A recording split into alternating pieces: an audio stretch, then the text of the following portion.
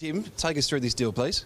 Yeah, Josh, it was basically revolved around Sam Weiderman's desire to move to Essendon, and Sam actually came to us late last Thursday, and said that he'd like to seek a trade for more opportunity. So we had a strong discussion around that internally, and part of our strategy was that we would facilitate that for Sam as long as we could replace Sam on the list with a similar type player.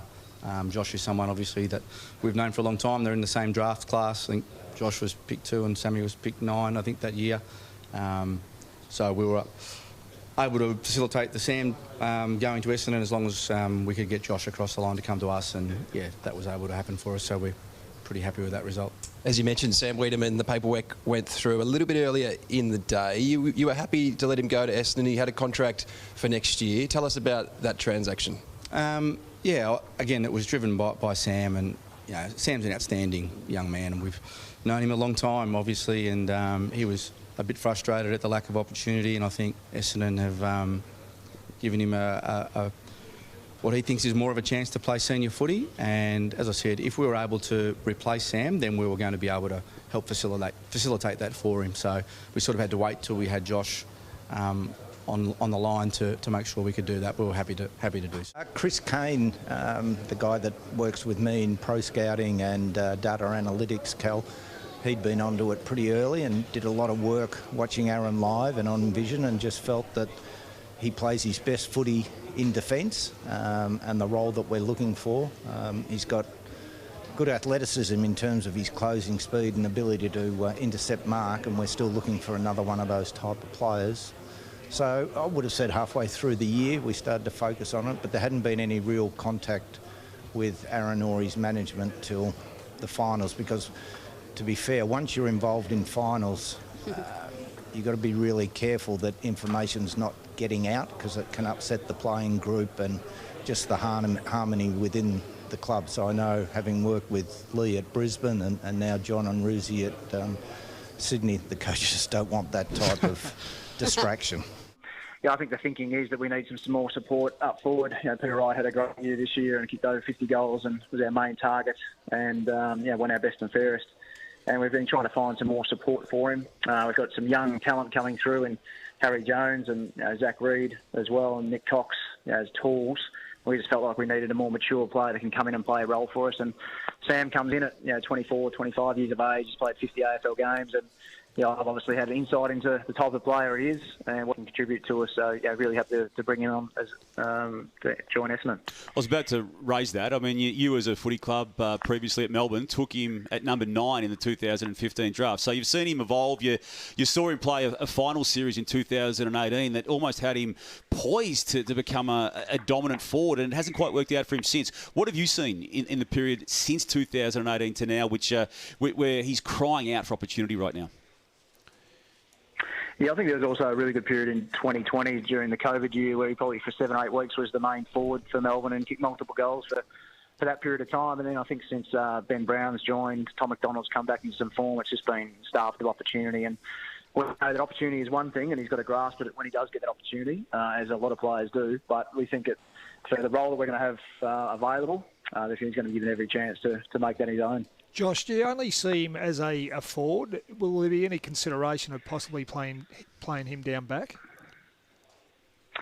Some about down back, Sauce. The other part is probably the ruck, that he did play a fair bit of ruck late in the year at VFL level. So, yeah, he's got some flexibility in his game that he's probably been forced to build into his game just because of lack of opportunities as a forward. And we see that as a positive as well. If there was that ruck option, he could be our second ruck, and then Peter Wright could stay forward. Or if, as you mentioned, as a key defender, it makes sense that he should be able to play behind the ball with the way he reads the ball when he's marking, his ability to mark the ball. So it certainly gives us some options. A phone call come from the management of Jason saying there's an opportunity, if he could come, he'd like to come. Are you able to let us in on how this first started with Jason? Yeah, I mean, the responsibility for us in South Australia is to really keep in touch with any South Australian player who goes into state. So we take a great focus, as I know Adelaide do, to make sure that we're staying in contact with all of those players. In this situation, obviously, we had a couple of things fall over, and so I think Ben Williams ultimately came to both Adelaide clubs and said, look, Jason's interested in coming home. and then it was up to both clubs to put their best foot forward. Clearly, we had probably a bit of an edge with Fabian, his father playing for our club. So we're just really pleased to get through that period and now to have him at our club, we think he's going to make a difference. Amo, as we reported earlier, Lachie Hunter goes to Melbourne in exchange for a future third-round pick. Paul, how did this play out? It all came out about really today, mainly. We'd had some interest in exploring. Both parties were happy to, explore a fresh start, and Melbourne committed today, and, there was a lot of toing and froing on a few things, but a future third, they gave a future fourth for Shaq, so they were comfortable with a future third, and Western Bulldogs been great. What appealed to Lachie about making a change? I think he's just had, he had an up and down year this year, and he just wants to start again. He thinks he's made some mistakes in the past, but he's really keen on his football to progress. He thinks he can play a wing, Langdon on the other wing, and pretty good side, the D's, so let's go. Was that the sell from Melbourne's point of view, to play on the wing opposite Ed? Yeah, I think Melbourne would like him to be able to play different positions, whether that's half forward, wing or half back. I think they don't love, except for Langdon probably, but they love multiple position players. I think he'll play the vast majority on the wing, and I think he'll complement them really well. All right, Damo, over to you, Sauce and Lloydie. Just before we let Paul go, have you got Hunter Clark too? Paul? No, I think Hunter's going to stay. You're going to stay, is he? Yeah. Okay, so North had the last-ditch bid and can't get something done. Yeah, the Saints are, they're sticking. They've got a newfound policy at the moment. They want to invest in their youth, and he's contracted, so it's their right. Today was all about trying to acquire Hunter Clark to the footy club. There was really strong interest there in Hunter. We thought he'd be a great acquisition to our footy club. But the Saints obviously feel the same way, and in contract they weren't willing to deal. We had a pretty good throw at the stumps with trying to get him across, but it just wasn't quite enough to get him over the line. There might have been the option to slide back from 3 to pick 9, get him in board, but also give up a future first. Is that how that deal would have looked? Yeah, they had some interest in getting higher up the order from 9 up to 3. It just wasn't a position we would consider, given how much work we've done to get the 2 and the 3, and we're very excited by who we're going to bring in at 2 and 3 in this year's draft, and our 2 future firsts as well. So as much as I'd love to get Hunter in, it wasn't a position we'd consider sliding from 3. Do you still keep the door ajar for a pick to potentially be moved out of 3 if the right deal comes up in that pick swaps window? Yeah, it's an interesting one. You always listen. Now you've got a pretty strong indication on who the players are that we might be bringing through the door. So we're excited by the names, and obviously we've got a few weeks to wait there and see what the Giants do at 1. But we're pretty excited who we're going to be bringing in. No, it was pretty good. Yeah, they worked well together in the end, and Dom did a great job.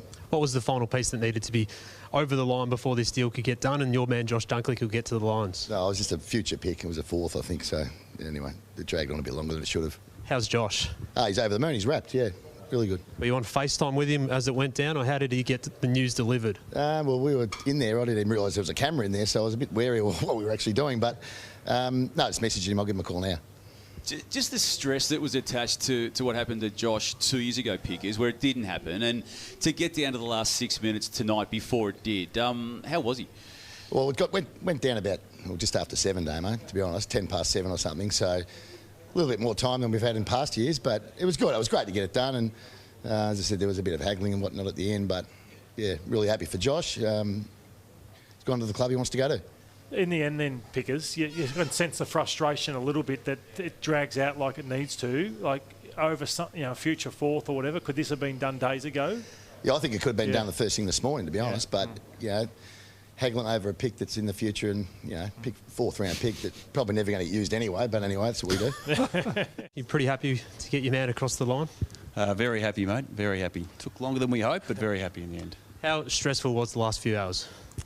It was reasonably stressful. The heart rate got up a bit. We saw the cameras across the day. What was the final linchpin that managed to make this deal happen?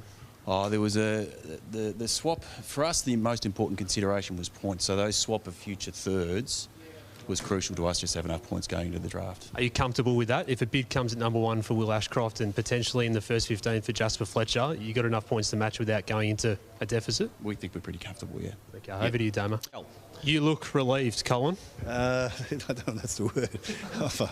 It was, as you can see, it was an extremely difficult trade period today. So, are you satisfied now, though? I'm just happy for Rory and all the clubs involved got what they wanted to get. So it was a good result for everyone at the end of the day, but it was just a long, drawn-out process. So. How worried were you at about 5 o'clock this afternoon? 5 o'clock this afternoon, I was in a good space. I actually thought it was going to get done okay. And then as a lot of the guys have been in the same, as it got drifted and the goalpost changed, things popped in, third club, fourth club, all of a sudden, you started to panic a little bit. So credit to David Wolsey and Freo, they did a great job again, and Dom and Sam and all the guys. It was just, it was unbelievable, to tell the truth. When you've got a player like Rory Lobb, who last year went public with his desire to leave, it then happens again, he's still in contract. The Dockers needed to get Jackson across, and then you needed to wait for the machinations around the Josh Dunkley stuff. How difficult does that make it for you? We thought Jackson was always in play, just from the innuendo and rumours in June, July about the break. And then it just sort of reflected on some of the offers that Fremantle might be a bit tight. And so we just thought something was going on then. But we always thought that if Jackson was to stay, we'd probably be in trouble. But if Jackson was to go, then Roy'd be a chance to go because of the spots forward back line where they play and all that sort of stuff. So we thought it would be there, but then of course Jager popped up this morning and threw another spanner in the works. So we didn't see that one coming from a mile away. So anyway. In the end, not really close, to be honest, Kel. As we said all along, he's a contracted player. He's only been with us for 3 years. We had to get something compelling to make us move, and I think in the end Fremantle prioritised other things during the trade period. Was there much discussion late? There was some discussion late. Would have liked a bit more, to be honest. Would it have been a future third-round pick? Is that their ceiling, do you think? It appeared that was their ceiling, but it certainly didn't get close for us. Sam Powell from the Western Bulldogs. Sam, thanks for joining us. What moved the needle in the end for Josh Dunkley's deal to get done? It was a lot to work through. Obviously, they had a lot they had to take into consideration as well with their points, and obviously having enough to match bids pretty early in the draft this year. So, from us, it was just about trying to take that away from it and what was fair for Josh. And clearly a very good player, best and fairest winner. So, with that sort of additional future second round pick, that sort of moved the needle, and we were quite comfortable to give back some later picks in the third round as we go back. How tense were negotiations across the past couple of weeks, because there's been the threat of the pre-season draft, and how real was that tonight if it didn't get done? I think the intention is always to get something done as long as it's fair, and I'm pretty principled in sort of how I operate. So, not lying, there's sort of discussions, and you have to have all those discussions, but clearly the intention and the preference was to get something done. There was discussions on a 5-club deal earlier in the afternoon involving all these big deals in one. What fell away for that one, and why did you want to separate these deals?